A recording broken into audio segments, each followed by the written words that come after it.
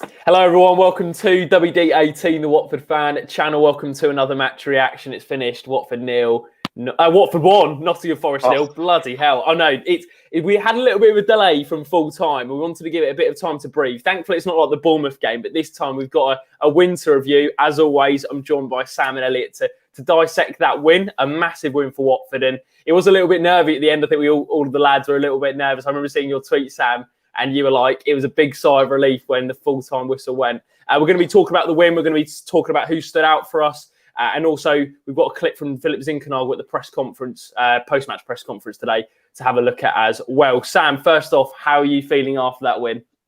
Watford never make it easy for my heart rate, do they? They're always all over the place, every single game.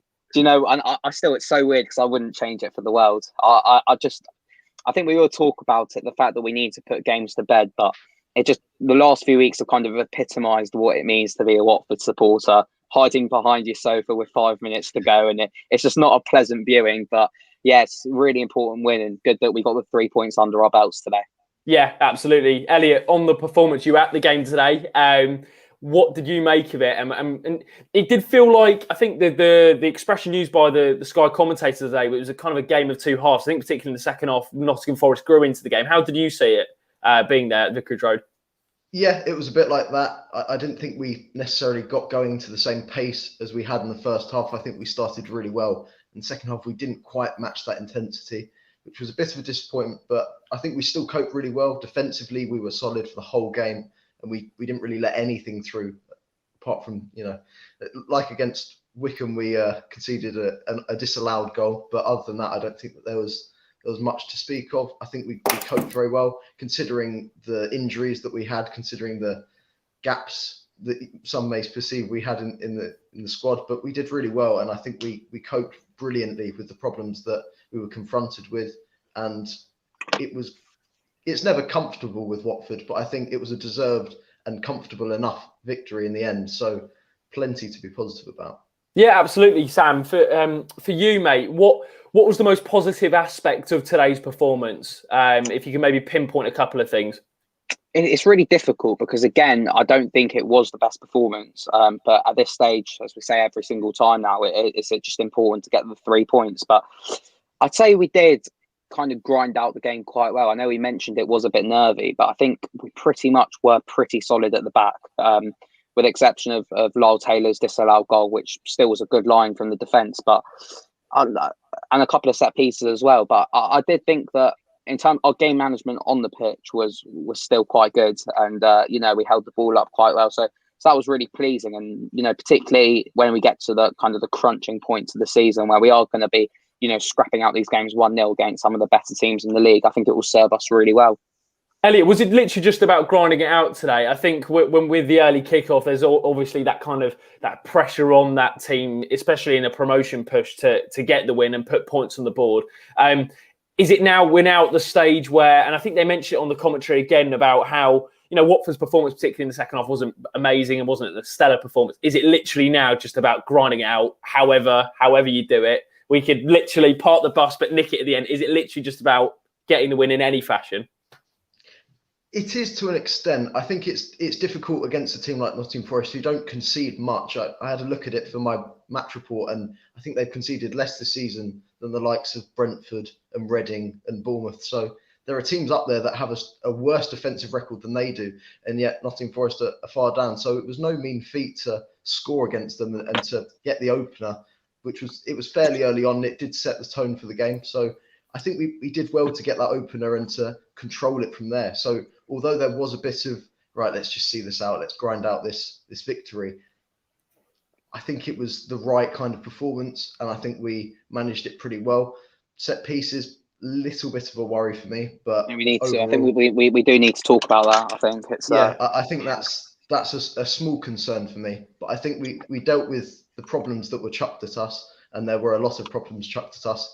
Hence why we had to deal with two natural forwards in midfield, but they played fantastically well. You wouldn't have thought that they were attackers. You would have thought they were midfielders if you'd never watched a Watford game before. So, yeah, I think although it was a grind performance, as you put it, I also think that we deserved it, and I think we sort of set ourselves apart from them. We proved very much that we were the better team, and we absolutely deserve to win it. Sam, I completely agree with you regarding the set pieces, because it did feel like that was the only way Nottingham Forest are really going to get an opportunity. Do you want to maybe expand on that and what was maybe a little bit concerning from you on that aspect of our performance? Yeah, just first of all, just picking up on what Elliot was saying about the midfield. I'm just hearing now James Garner's just got out of João Pedro's back pocket. So, so that's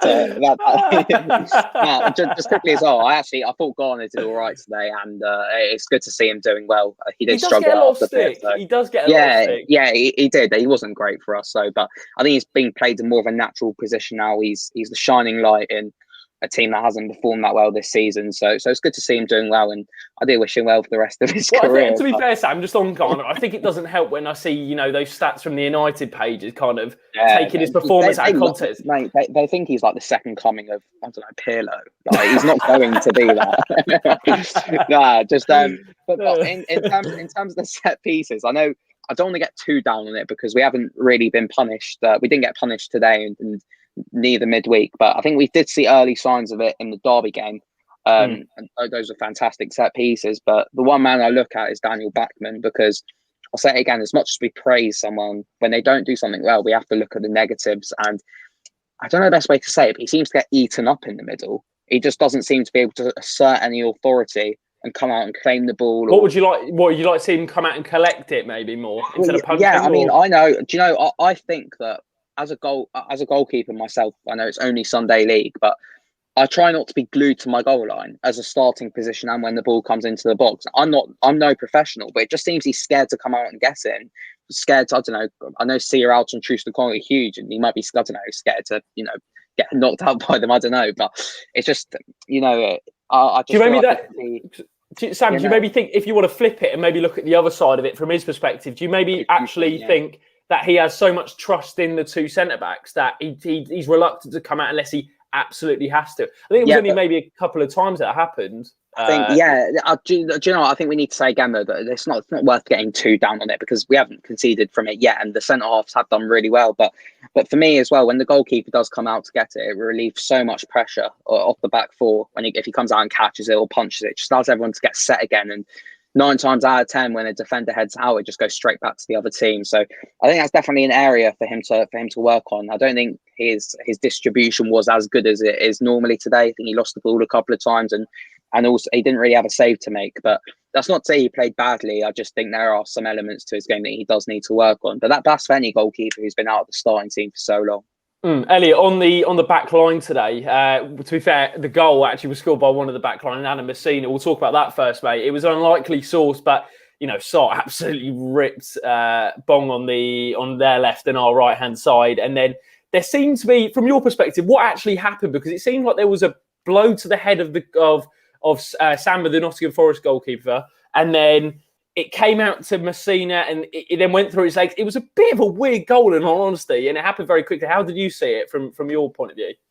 I didn't see a lot of it, to be honest. I was on the left of the Elton John stand, right at the back. So I was sort of trying to get a glance of what was going on. I could see the Sar cross go in. I saw Gray's run, and that's where it all sort of got a bit muddled, because having watched the replay then in the press room a little bit later, I saw that there was sort of like a clash with Brice Samba. And then, but from what I saw in real time in that moment, all I really saw was a bit of a problem, a bit of a mess at the front post. And then it sort of fortunately spilled out to Messina. And then I thought that the touch to compose himself was key there, because agreed. It was almost like a natural attacker's finish, which is brilliant from Messina, because I think a lot of defenders or players that may not shoot as often, or even strikers at times, would just lash at that, just try and leather it and try and see it fly into the top corner. But he took a touch, he composed himself, and then his shot was really good as well. So I think it's a difficult one, because we don't know what happened with Brice Samba. It looked like he sort of looked a bit concussed in the moment. It looked like he got a ball sort of got hit in the head or something like that. I thought he was going to come on. Yeah, I thought so as well. Yeah, I think their backup goalkeeper started warming up or stretching or something like that. And at half time as well, I remember they were he was in his kit, pretty much ready to come on. But actually, Sam, sorry, go on, Elliot. Go on, mate. Yeah, it was a weird one. I think VAR in another situation could look at that differently. You could see all the little intricacies of it. You could see that maybe Gray's foot might have Courtbury Samba or something like that, and it could have been something like that. And then the fact that he then gets up and tries to fling himself at it, I think that was more of like a desperate attempt to save it. And he was very unlucky because, well, it went through his legs. He was very, very close to getting to it. But from my perspective, all I really saw was a complete mess at the front post, and then Messina composing himself and hitting a really good shot. And it was a great finish from a left back. And I say that as a left back. Good. Yeah, it was a very good finish. Sam, just on the goal, who do we need to praise? Obviously, Sarr, because he absolutely pretty much created the goal, but actually someone who maybe has gone under the radar a little bit in that goal was Andre Gray, because his movement across the front post dragged the two defenders across. Obviously, the goalkeeper, there was a bit of a collision there, but that movement from Gray, despite him not scoring, is it fair to give him some praise on that? Because actually, it created the space for the ball to be played. 100%. When you said who are you going to praise for the goal, I was actually about to say Anthony Knockaert for leaving Messina by himself. Sam, you're a fire this evening, mate. Absolutely. James Garner, Anthony Knockaert. You had them prepared, didn't you, mate? You had them already. Yeah, of course. Yeah. No, we've had 4 hours since the game. To be fair, that was a cracking quote from Keith Andrews. I don't know if anyone saw it. You can tell he's ex-Watford. He was absolutely ripping into Knockaert every 30 he was, seconds. And even for the goal, he was like, "Where's Knockaert? He's cheating. Track Messina." It's just like, go on, mate. No, but definitely we need to give credit to Andre Gray, because I think something that Andre Gray does offer is that movement off the ball. I know, as a striker, we need him to be scoring, and he probably should have scored again today with that. Was in the second half when Kiko hit it across the face of the goal. He probably should have got on to the end of that. I think he was trying so hard to stay onside that he forgot about the ball, if you know what I mean. But but yeah, 100%. That movement to the front post just created the space and switched the focus to the other side of the box. And then all of a sudden, everyone's getting up thinking, "Oh wait, Messina's free over here." You got Samba and Garner kind of scrambling over to the other side, and eventually it does find its way in. So, while Gray might not get much credit today, I think we do have to mention him in terms of the goal, because he did open up that space on the other side of the box. And on Sarr, Sam, he was quieter in the second half, maybe because of the way we performed. He looked exhausted. He looked so tired. Yeah, I think it's really good now that we got a week off. I was thinking to myself that we've got an international break in 2 or 3 weeks now, and I was thinking now would be the perfect time to have it. I think the squad just looked. I think Kiko, the three I thought of were Kiko, Sarr, and Sema, all looked done by the end of the game. So good to have a week off now. But generally, I thought Sarr did really well today. I thought who was their left back again? Bong, was it? Yeah. I thought they absolutely he bullied him today. And he does this thing as well, where we spoke about it, but he likes to come narrow a lot of the time. And I thought today that was good, because it also allows João Pedro to go out wide occasionally as well. Opens up space for Kiko, because obviously the fullback tracks Sarr into the middle. So again, fantastic performance from Sarr. I say again, he's doing a different side to his game that we didn't really see last year, where a lot more tracking back off the ball and getting more physical with the opposition. So really good to see him doing well, and he's finally living up to that price tag. Yeah, absolutely. Sam mentions the stamina and the fatigue of this Watford team, Elliot. Is that what you put again down to the second half drop off in intensity and tempo? Is it purely that these players are absolutely knackered? Yeah, I think you could definitely make an argument for it being fatigue, because they have just played endless amounts of football, and it's got to have an effect eventually. And I think if it didn't, I'd be surprised. I know Xisco Munoz has said a number of times that his players are like supermen. But I think even they must feel the effects of playing that much football. And I think that's great now that we've got Nathaniel Chalobah back for the next game. That's huge, just to have another natural midfielder in there. And Carlos Sanchez, we know, can play, because he played 25 minutes and he didn't look tired. So that's great as well. So we have got these backup options now that maybe soften the blow of playing this many games of football. And it's great to have a week now between now and Cardiff. I worry a bit about the international break with some of the players going away. I think Ken Sema could really use just staying at home for this one. Please, Sweden. Xisco, block the move. And also with COVID, it will be absolute carnage because of things very like true. Isolation periods. We don't know how it's going to go. I think some Premier League managers have said that they're going to refuse to let people go. We're going to see Arsenal to Mourinho, I think, were two, weren't they? They were very vocal about that. A lot's going to be popping up on social media over the next sort of 2 weeks or so about players and teams not letting other players go, it's going to be an interesting one. But I just hope as many Watford players as possible stay at home and don't go to their international fixtures and to play for their countries, because we need them back. We need them training with Chisco, and we need them basically getting a rest and getting a breather, because there are so many fixtures between now and the end of the season that if they're playing relentless international football coming back, because some of them will play a game of international football, then 3 days later probably have to play again in the championship at the end of it. So we need them to, as many of them as possible, to not go for the international break. So hopefully they do. Hopefully they stay. I just want to follow up on that as well. That I know we mentioned when times perhaps weren't as good with Xisco, that perhaps it's difficult for him to implement a philosophy without having a pre-season. And I know it's only going to be 2 weeks, 10 days or so, but I like to see that as a mini pre-season before the run-in. I don't know if that makes any sense, but I think it will be a really kind of good period to implement, I don't know, some set piece routines or positions off the ball and develop some of the younger players who we will come on to later on. I'm absolutely buzzing for Joseph Humbo. So I think it will be a really, really useful period, and it'll be interesting to see how many Watford players go out to their countries. Sam, I saw your tweet just on Xisco, actually, in terms of the run we're on at the moment. Obviously, the only defeat in the past 7 games is Bournemouth away, obviously, last Saturday. We've won every game since the commentary. We won every game apart from the Bournemouth game in the last 7. So do you think actually the job Xisco Munoz is doing at the moment is going under the radar a little bit, and he's a little bit underrated? 100%. It's just mental how I remember being sat here before the Bristol City preview, and I said, if we lose this, he's gone. And I think most Watford fans actually agreed with me with that, because the performances were just so poor. And then the switch to the 4-3-3, which we carried on with today, and we just haven't looked back. I think that's now 6 wins in 7, is it? Or something like that. 7 wins in 8. 7 wins in 8. Even sorry, better. No, 6 wins. Wait, 6 wins in 7. My bad. Apologies. 6 and 7. But I'm getting mixed up there. Yeah, the form is just unreal.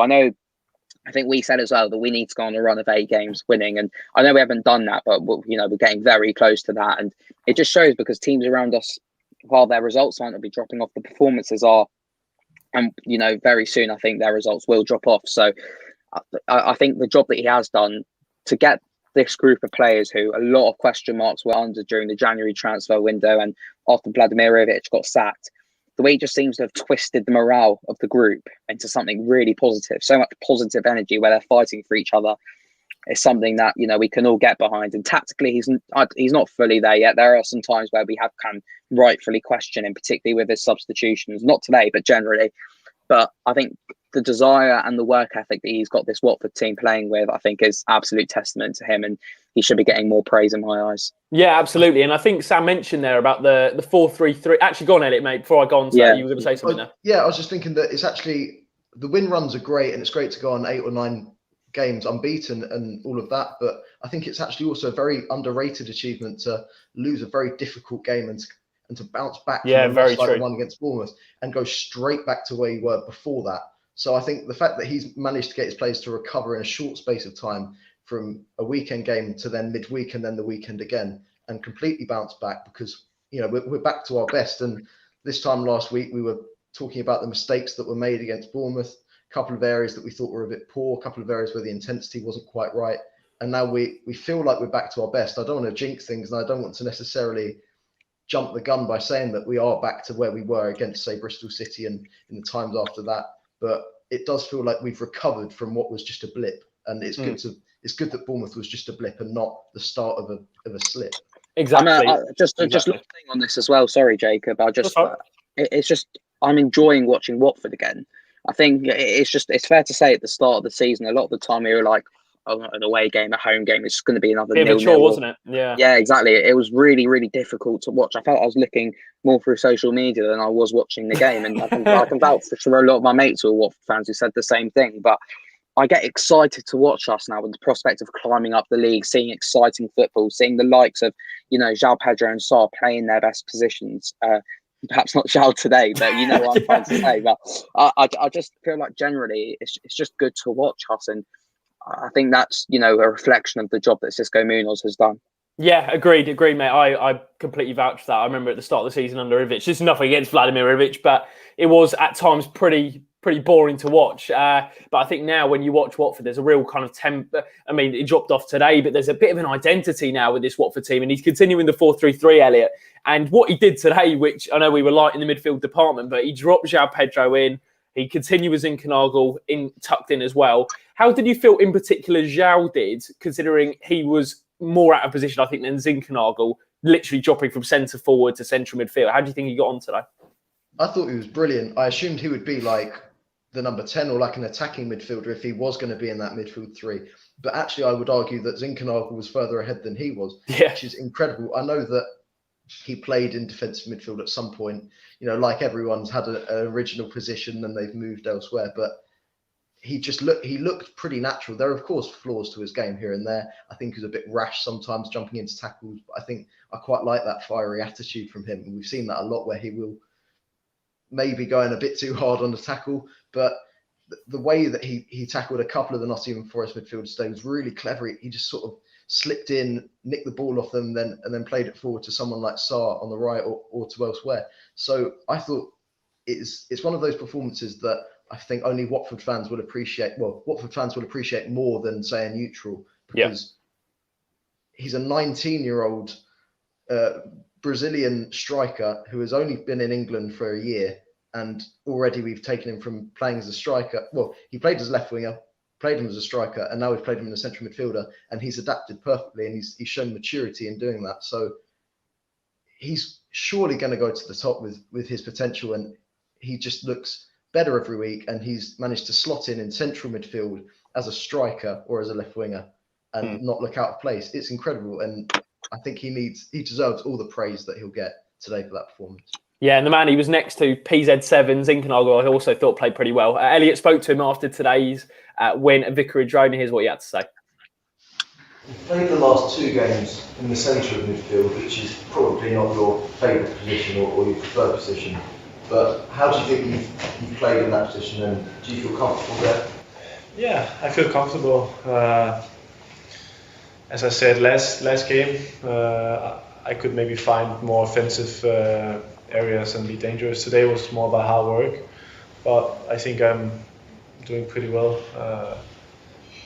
Take pretty good decisions with the ball, and as you say, it's not my favorite position. I prefer to play a little bit further up, maybe as a winger or number 10, but I think I managed all right. Sam, on PZ7, it's two games, Wickham and today, where he's had to play in central midfield. How have you found how he's adapted, and what have you made of his performance in the last two in that position? Really, really, really impressive. I think two really different performances from Philip Zinchenko. I think probably today didn't get on the ball as much as he wanted to, but off the ball, his work ethic and the way he tracked the Nottingham Forest midfielders, he was absolutely fantastic. Really, really good to see. A couple of really nice touches. By no means is he the finished product. This isn't going to be the best kind of carnation of Philip Zinchenko that we're going to see in a Watford shirt, but he's filling in for where we need him to, and he's doing an absolutely fantastic job that we can't fault him for. So really, really happy to see him starting games now as well. Yeah, I agree with Sam, Elliot, about the way he's adapted. It is particularly impressive. As we mentioned with João adapting, he had to adapt today as well. What aspects of his game caught your eye? For me, the work rate was a big thing. Yeah, it's the fact that he's naturally a forward and he's still doing all of the defensive work naturally, and he just looks very good at carrying the ball as well. If he's got the ball in our third, he'll be able to play it forward, or he'll be able to carry it forward. He seems to tackle pretty well. He seems to pass it pretty well. He seems to pick the right pass every time. I don't know why I had this. Maybe this was just like a worry that I had of him coming in, knowing of his ability to just ping one or to play a really good pass somewhere. I thought he might get the ball from somewhere like the left back position, that sort of area, and just play a long ball. But he absolutely doesn't. He plays the right pass. He plays intelligent passes, and he tracks back with the team and he pushes forward with the team. He's always at the heart of everything, and he's always very involved. And you can see the potential that he has already after two starts in an unnatural position to him. And he actually said today that he's not completely gelled. Well, he didn't word it necessarily like this, but he said that at Bodo Glimt, when he would make a run, the players would always play it to him and they'd know exactly where he was. Today, on the other hand, when he makes runs, they might not necessarily know where he is because they don't know him as well. So that's just something that will come in time. So we'll see more Phillips Inkenagel runs. We'll see the ball go to him more. We'll see more of his talent and more from him. So, yeah, it's really, really promising to see. And the fact that he's doing all of this whilst in central midfield is, I'd be scared if I was a fan of any of the other teams in the Championship. Because he looked bright, didn't he, Elliot? I think there was another player who looked seriously bright, Sam.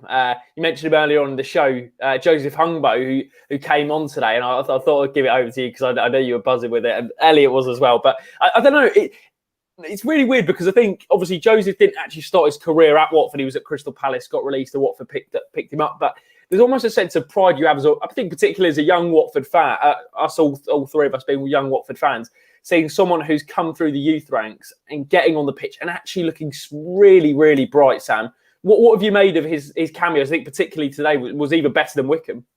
I'm really trying to think of our last academy kind of sort of player who's, taken to the pitch like this. I'm, maybe all the way back to Sean Murray even, but he just seems to, with his little cameo today and on Wednesday night, it just seems absolutely fantastic. Defenders seem to back off a couple of yards because they know already what he's going to do. He's going to take the ball to them. He's incredibly, how do I say it? It's just adventurous with the ball. He just seems to, he wants to go one way, and I don't want to say it's immature, but it's almost like that. He's got the mindset that I have to go forward, and that's just so good to see. He's fearless. Good, exactly. He's literally he's not scared of anything. He's just jumping into the game and just bringing the ball forward. And it's so good to see. I mean, that cross, Sam, as well. I mean, that deserved a goal. I thought it was such a good ball. That's something you expect to see from a really experienced player. The position and the area he managed to get the cross in, and the same goes for the one on Wednesday night as well, where Paritza was just a tiny bit off it, but. Honestly, so good to see, and seeing the academy on our Twitter as well, giving him massive praises. Honestly, I'm buzzing with it because the players in football who you want to kind of see do well most are the ones that your club produce, and we've come close to it. Like, I think you could arguably say that we created the Richarlisons and Decore's and even João Pedro, but the fact is he has literally come through the Watford academy ranks after being picked up, and to see him in the first team, I'm honestly buzzing with him.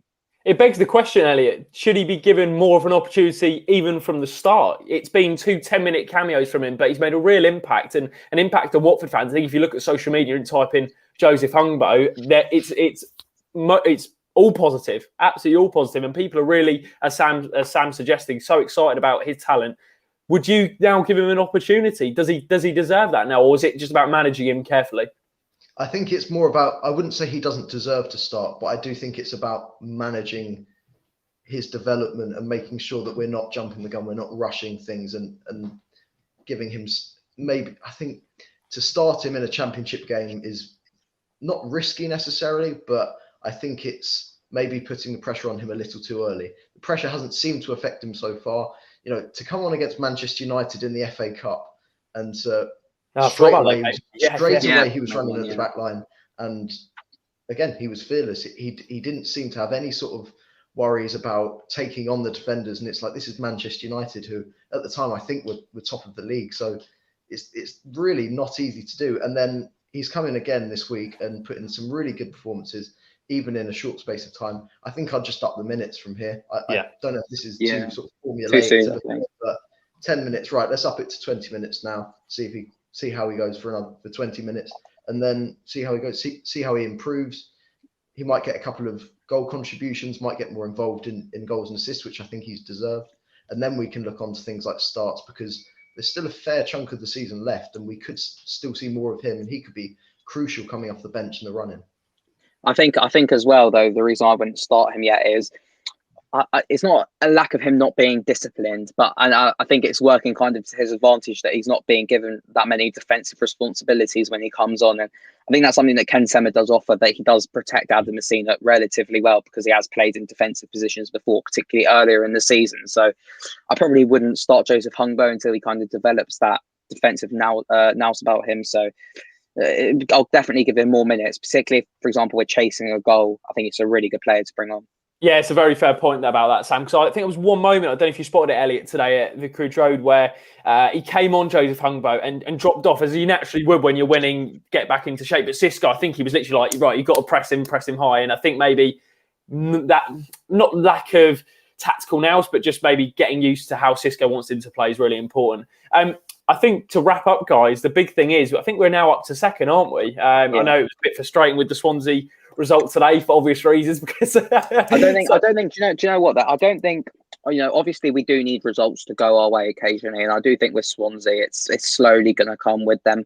As in, I think eventually results won't go their way. But I still think I've got that feeling that it's still very much in our own hands. We've still got to play Brentford and Swansea. Yeah. And I know we'll have to rely on probably Brentford losing one or two more games and Swansea losing one or two more games on top of the game, that because they've still got a couple of games in hand. But it's still very much in our hands, and I feel like if we can carry on the form that we're in, then we will go up. I've got absolutely no doubt about it, because all we can worry about in this division is ourselves at the moment. Yeah, just on that, Sam, we've got to play, obviously, Cardiff next Saturday. We've still got Reading to play in the top six. We've got Norwich, Brentford and Swansea, which are the two last games of the season. Middlesbrough as well. Middlesbrough as well. You know, those teams in and around us. It does feel like next Saturday, Elliot, is again another pivotal one, purely because of the form that Cardiff City have been in. How do we approach that one? Is it very much continue? Well, I think we know now the 4-3-3 is the blueprint of how we want to play. I mean, the results show that. But does Cardiff's form for you affect the way we should approach that one? Absolutely not. I think with Cardiff, I think Mick McCarthy's done a fantastic job, and he has quite literally picked them up and dragged them into the top half of the table. Like, it's impressive, but there are problems. I watched them against Huddersfield last night, and there are little frailties here and there. There are little problems where you think, actually, I think Watford could expose that. And Huddersfield tested them, and this is a Huddersfield side that has won once this year. So there are definitely points at which Watford can exploit the way that Cardiff play. I think they just need to stick to their game next weekend and basically play how they've been playing for the past few weeks, because if they can maybe iron out a couple of the issues at things like set pieces, where we've mentioned that there have been a couple of little problems, and just points where intensity could be a little bit higher starting the second half maybe, and I think we'll be fine against Cardiff. We're on paper a better team, and I think actually on the pitch we could be a far better team as well if we play it right. It's just all about showing up, basically. I think if we show up, we put in a good performance as we have done in recent weeks, I think we'll be fine. Bring Delafeu back. Bring Delafeu back to get another hat trick. That night in Cardiff, mate. Goodness gracious me, unbelievable. That vlog's actually on the channel if you want to watch it. It's 5 goals of me just going crazy. Sam, just to wrap up, it's the first time Watford have moved into the automatic promotion places since early November. Is it more a mentality thing that, and the confidence boost that could give to these Watford players? And yes, we know with Swansea having 2 games in hand, we know Brentford have a game in hand as well. But psychologically, do you think that could have maybe affect the players and give them a bit of an extra confidence boost? Or do you think it could maybe work against us, in your opinion? I don't think it's a case of either. I think obviously the players will be paying attention to the table, the fact that we are now in a really, really strong position. And they're also going to be looking out for other results. But we just have to take it game by game and think about it as isolated incidents. We're here today just to get the 3 points, and, we can celebrate for, 10, 15 minutes after the game, but then we have to be back on the grind kind of thing. So it's important that we just take it game by game and try not to think about what's going on around us. But I do think it will give them a massive confidence boost to just, I think it's kind of a reward for their efforts in the last few weeks, because, it might be a bit frustrating being third, being fourth after winning so many games, but now they can see that this is what happens when you do get those results, and perhaps taking it up to the next level. And, while we do have to kind of focus on ourselves, it's important as well to look at the table and think about how far we've come as a team. Yeah, absolutely. I think that's where we're going to wrap it up. Thank you to everyone who watched today. Obviously, a massive win for Watford. We'll be back for some more content in the week. We've got a lot planned, so make sure you do subscribe to the channel and turn on your post notifications. There's been a few difficulties. I've received a couple of messages about not being notified when we upload, so make sure you do turn on the notification bell. If you did enjoy the live stream, please do leave a like. Make sure you go and follow Sam and Elliot on their socials, as you can see the @ just under them, and make sure to comment down below what you made of the video and Watford's performance today. Ooh. Also, I was just going to say, a lot of people have a good week back at school as well. I know a lot of people will be going back this week. So Very A true. Watford game Very to look true. forward to at the end of the week. And as I said, it's exciting to watch us again. So that should get you through the week. And also, none of your mates taking the mick out of you for Watford doing badly. You can dish it out. Exactly. Have a great week, guys. Take care of yourselves, and we'll see you very soon. Come on, you Hornets.